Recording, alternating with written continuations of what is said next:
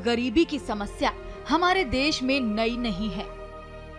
सरकारें आईं और गईं, फिर आईं, लेकिन देश में भुखमरी की तस्वीर नहीं बदली। बातें आंकड़ों में होती हैं तो शायद ज्यादा समझ में आती हैं, क्योंकि किसी एक की दयनीय दशा हमें एहसास दिलाने में नाकाफी है कि देश में जीडीपी बढ़ने से उस गरीब की जिंदगी में कितना फर्क आया,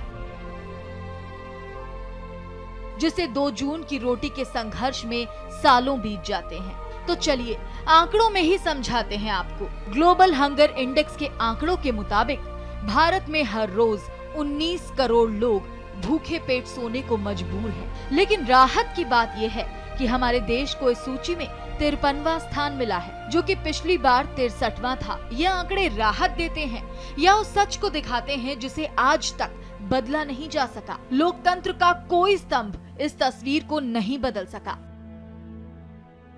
जी हाँ, कोई भी नहीं। वो लोकतंत्र जिसे हम समाज की व्यवस्था की बुनियाद कहते हैं, इस बुनियादी सच को नहीं बदल पाया। देश में 4 में से हर एक बच्चा कुपोषण का शिकार है। 30.7% बच्चे जो 5 से कम उम्र के हैं, वो औसत से कम वजन के हैं।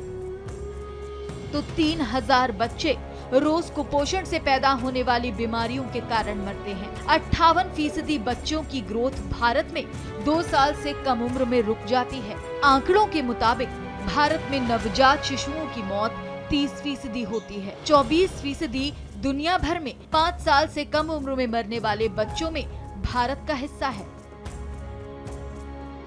ये आंकड़े सबूत है इस बात का कि देश का एक तबका डाइटिंग कर रहा है, तो एक तबका ऐसा भी है जो डाइट को तरस रहा है। लेकिन कोई भी सरकार इस समस्या का हल निकाल पाने में नाकामयाब रही है। जिस दिन ये आंकड़े 0 पर आए, उसी दिन लोकतंत्र का अर्थ सार्थक होगा।